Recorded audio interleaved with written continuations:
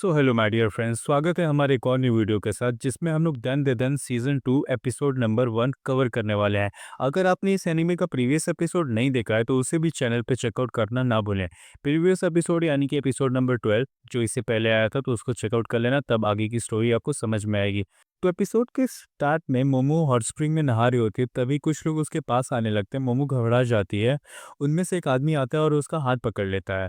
मोमो डर जाती है और वो लोग उसके साथ कुछ करने की कोशिश करते हैं, पर तभी पीछे से कुछ आता है और उस आदमी के सर पे लगता है और वो पानी में गिर जाता है। मोमो वहाँ से भागने की कोशिश करती है, तभी एक आदमी उसका पैर पकड़ लेता है और उसके पीछे आने लगता है, तभी उसके ऊपर घर गिर जाता है।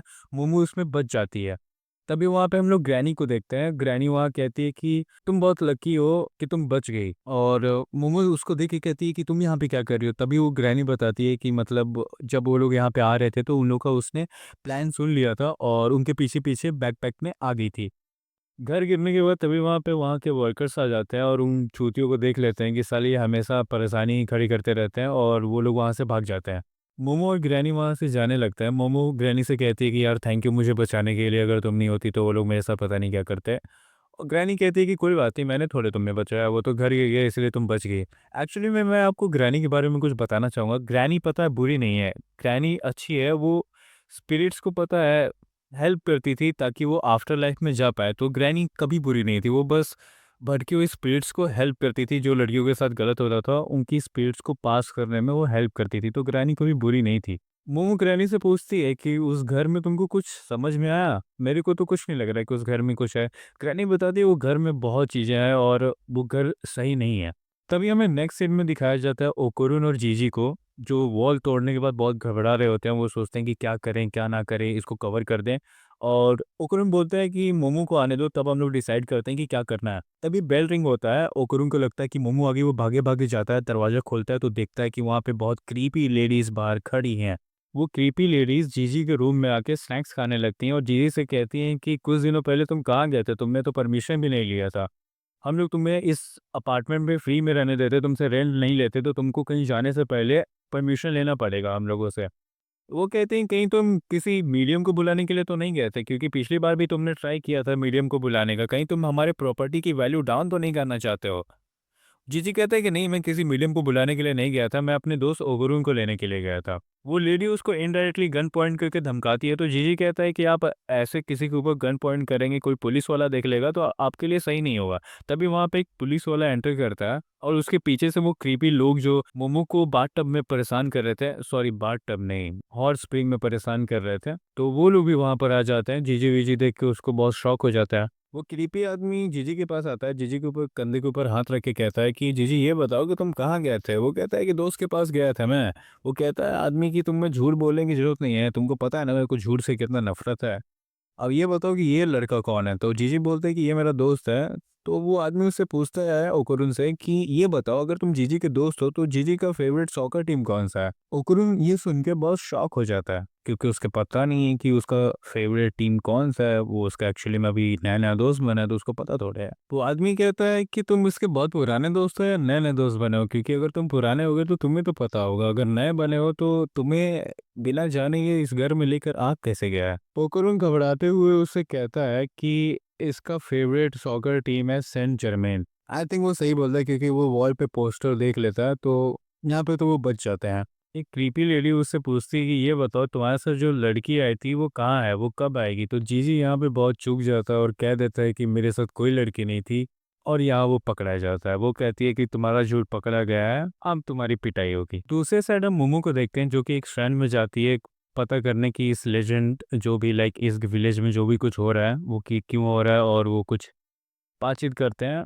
मोमो घर वापस आती है और सोचती है कि चलो यार कम से कम ये लोग अच्छे से रहे होंगे और मौज मस्ती किए होंगे। और वो दरवाज़ा खोल के जैसे ही अंदर आती है देखती है कि उन दोनों की पिटाई हो चुकी है और ज़मीन पे पड़े हुए हैं। वहाँ पे कुछ लोग नंगे खड़े हैं और वो लेडी कहती है कि चलो सेक्रीफाइस करने के लिए बकरे तैयार है। मोमो आते ही उन पे हमला कर देती है और उन लोगों के बीच में बहुत अच्छी फाइट हो रही होती है। और वो जो आदमी थे वो मोमो के ऊपर भारी पड़ने लगते हैं, तो फिर से ग्रैनी आती है बीच में और मोमो को बचाती है। मोमो फिर से थैंक यू बोलती है, पर वो जो लेडीज़ रहती हैं वो भी हमला कर देती हैं उस पे और उसको इतना ज़ोर से किक मारती हैं कि वो दीवार तोड़ते हुए उस तलिस्मान वाले एरिया में जाकर गिरती है। वो क्रीपी लेडी मोमो को बताती है कि हम लोग यहाँ पे लोगों का सेक्रीफाइस करते हैं ताकि इस विलेज को प्रोटेक्ट कर सके, और हम लोग ये चीज़ बहुत पहले से करते आ रहे हैं। मोमो कहती है कि शायद इसी वजह से जीजी के पेरेंट्स बीमार पड़े और उनकी तबीयत खराब हुई, इन्हीं चूतियों की वजह से शायद हुआ है। तभी मोमो के पैरों के नीचे की जो ज़मीन है वो घिसकने लगती है और वो सैंड में कन्वर्ट होने लगता है। फ्लोर बहुत नीचे धँसने लगता है और मोमो बहुत नीचे जाने लगती है। मोमो कहती है कि भैंचोद ये हो क्या रहा है? मोमो अपने पावर से ऊपर जाने की कोशिश करती है, पर वो लोग फिर से मोमो को उस पे हमला करके उसको नीचे फेंक देते हैं। जब मोमो नीचे गिरने लगती है तो जीजी और ओगुरुन मिलके मोमो की मदद करते हैं और उसे ऊपर खींचने की कोशिश करते हैं, पर पीछे से वो लेडीज़ भी उसको धक्का दे देती है और सभी के सभी मिलके साथ में पीठ के अंदर गिर जाते हैं। मोमो फिर ऊपर देखती है तो वो देखती है कि वहाँ से फ्लोर बहुत ऊपर होता है जहाँ से वो लोग अपने पावर के थ्रू ऊपर नहीं जा सकते हैं, तो वो बहुत टेंशन में आ जाते हैं। वो लोग जब पलट के पीछे देखते हैं तो वहाँ पे बहुत सारे घर होते हैं। तभी पीछे से जीजी की आवाज़ आती है, वो चिल्लाता है कि मोमो, ओकुरुन प्लीज़ मेरी मदद करो। जब वहाँ पे मोमो और ओकुरुन जाते हैं तो वो देखते हैं कि जीजी एक घर के छोटे से लकड़ी के सहारे वो टिका हुआ है, वरना वो लकड़ी नहीं होती तो वो डायरेक्ट नीचे गिर जाता। मोमो जीजी का हेल्प करने की कोशिश करती है पर वो उसका हेल्प नहीं कर पाती और जीजी नीचे गिर जाता है सीधे सरपेंट के ऊपर। और जैसे ही जब जीजी सरपेंट के ऊपर गिरता है तो सरपेंट जग जाता है और उनके सामने आकर वो बहुत बड़ा सा मुँह खोल लेता है। भाई ये सीन बहुत देखने में एपिक था। और तभी नीचे से वो क्रीपी लेडीज़ और वो आदमी आके एक बहुत अजीब-सा पोज़ बनाते हैं उसके सामने और सरपंच से कहते हैं कि देखिए ये हमारी ऑफ़रिंग है, ये हमारी फैमिली से बिलॉन्ग नहीं करती हैं, तो आप इन्हें खा सकते हैं। मोमो कहती है कि ये कहाँ से सरपंच लग रहा है, ये कहीं से सरपंच नहीं लग रहा है। पीछे से टर्बो ग्रैनी कहती है कि ये सरपंच नहीं है और वो कोई नाम बताती है, वो मेरे को याद नहीं आ रहा। और ओकरुन उस सरपेंट को देख के कहता है कि ये कोई सरपेंट नहीं, ये डेथवर्म है, जो कि मंगोलियन डेथवर्म है। ये बात सुन के मोमो कहती है कि ये चूतिए साले ये किसी सरपेंट को नहीं सैक्रिफाइस कर रहे थे, एक वर्म को ये खाना दे रहे थे।